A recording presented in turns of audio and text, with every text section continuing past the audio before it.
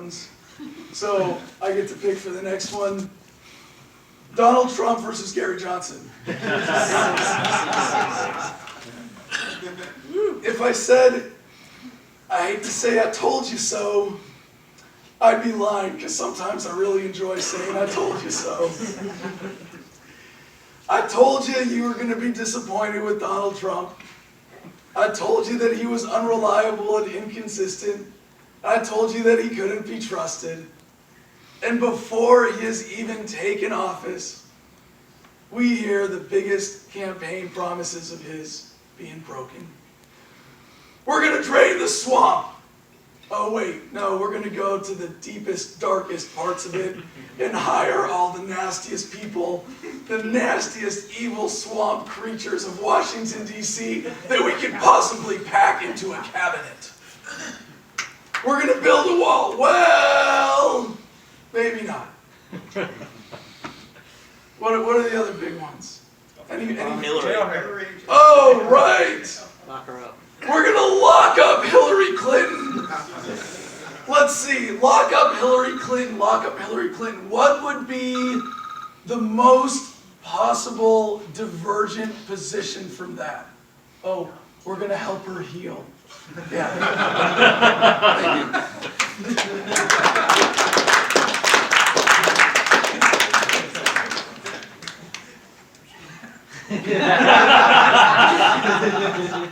I don't even know what to say. We're rolling now? Alright, cool. I'd like to point out, first of all, that I chose my Donald Trump tie today. Actually from his fashion line, so, fuck you, man. Just kidding. I do like Donald Trump. He did make a cameo appearance in Home Alone 2. I don't know if any of you saw that. American Psycho is one of my favorite books of all time. Also one of my favorite movies. And for those of you who've seen the movie that have not read the book, let me tell you that Donald Trump is actually Patrick Bateman's idol. It's a little tidbit for you. Trivia you might want to share at the next cocktail party. So Donald Trump is as American as apple pie. And I love that about him.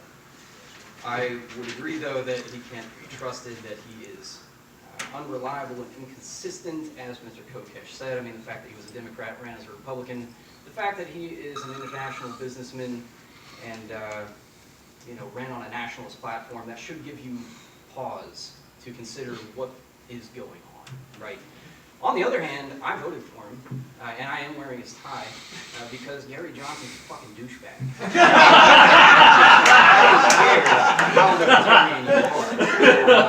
Johnson, let me tell you a little fun story, because I told you all the fun stories about Trump. Johnson endorsed my opponent in the Senate campaign. He didn't have a platform. Nobody knew who the hell he was, but he endorsed him for the fact that he was not me. So that should show you his level of political acumen, should show you his maturity, his decision-making skills, probably because he smokes so much goddamn weed. I have absolutely nothing nice to say about Gary Johnson, except that he did climb some impressive mountains. I do give him that. Seriously, because I've never climbed a real mountain. I mean, I consider myself an athlete, but that's out of my wheelhouse, so I give him props for that. But as a president, he would have been worse than Clinton or Trump, because he is just retarded. I don't even know what we're arguing about. Unless he's going to defend Johnson, that might be the end of that round.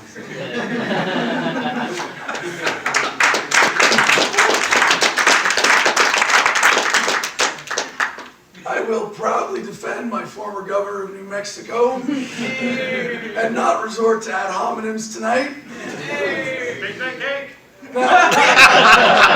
Ironically, thank you, yes, for pointing that out. I almost put Gary Johnson and Augustus Invictus in the same category of not quite libertarians. By the strictest definition of Sam Conkin, people who agree with me on absolutely everything, but in a serious sense, in adherence to the core ethical principles of libertarianism, of self-ownership, of voluntarism, of the non-aggression principle. And I have never supported Gary Johnson because of his philosophical grounding. I don't think he has one. Clearly, he's a man of integrity. He's a man who governed by his principles, who has shown that he's capable of governing by his principles. I think it's very unfortunate that he was the nominee of the Libertarian Party this year. I did not support him in the primary. I was looking for a candidate who would do more to wake people up to the core principles, who would bring about a paradigm shift. And I got to hand it to Donald Trump, in a sense. He did more to change how Americans think than Gary Johnson did. Certainly more than Hillary Clinton did, and I gladly concede that. But in terms of governing principles, what we would have with Governor Gary Johnson as president would be a lot closer to freedom. And I'm not arguing that that is an ideal that needs to be presented, but as a clearly least evil or even not evil option, as someone who claims to have principles grounded in freedom, who wants to work towards a more free society, Gary Johnson was clearly the candidate of principle in this past election. So I think if we're going to nominate someone for the Libertarian Party, if we're going to get behind someone for 2020, obviously I look forward to throwing my hat into the ring as long as the Kokesh for Not President campaign continues to grow and build and get momentum every single day as people realize that the best president is no president at all.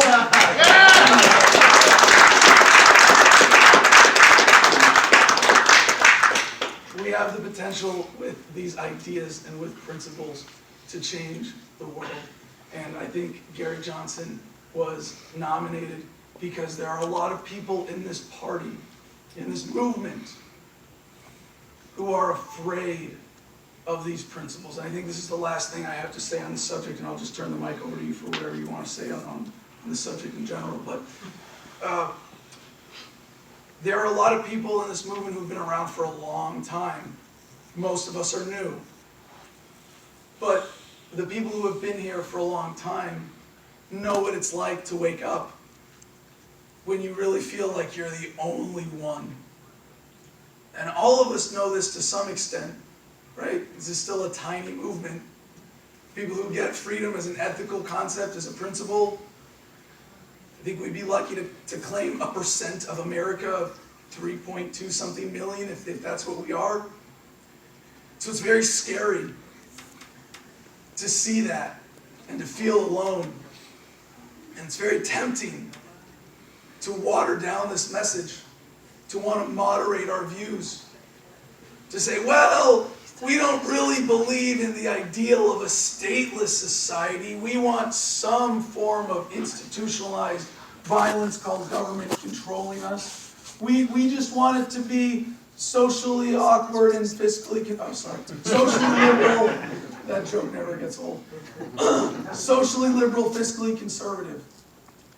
And I think the problem with a candidate like Gary Johnson is that he was nominated largely because people who believe in this message are afraid to come out with the pure message of philosophy, of the non-aggression principle, of self-ownership, of love, of harmony, of nonviolence.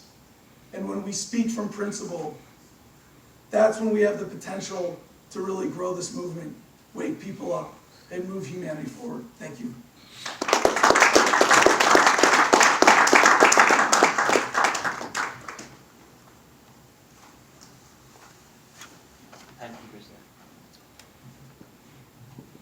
All right, well, I would agree that Johnson has no philosophical background to him. I think we saw that in the campaign.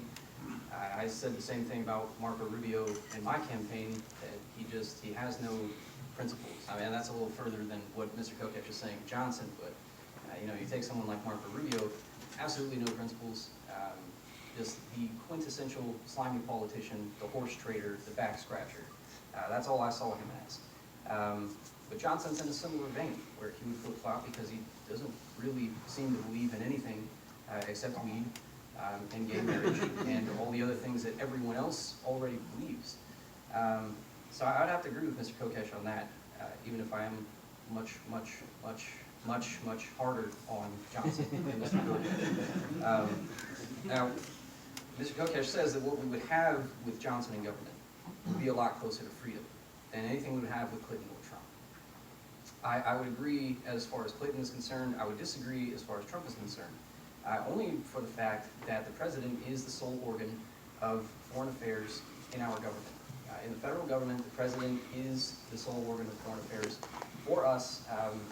You know, when the Congress invited Netanyahu over here, in contradistinction to what Obama wanted, I thought that was a mistake, because it completely undermined the presidency in that role.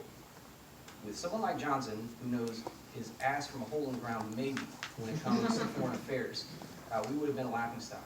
Absolutely, more than we would have been with Clinton or Trump. It would have invited invaders over here. It would have invited civil war, because with an indecisive president who does not know foreign affairs, that is possibly the worst possible outcome you could have in an election. So while I may agree with him philosophically as far as him being libertarian, I think we already screwed the pooch when we nominated him at the convention this year. We should never have done that. If we had a different candidate, maybe I would have voted for that person that I did support and who lost. But we didn't. We nominated Johnson. That was a mistake. So I think Trump was certainly, of three, the best candidate rather. To say that he was clearly the candidate of principle in this race, as Mr. Kokesh does, I think that moves us from being, deciders of the lesser of two evils between Republican and Democrat, and saying we should vote for us because it's a libertarian, because we are the least of three evils now. So it's still the same argument, just you got more people at the party. So those are my concluding remarks on that subject.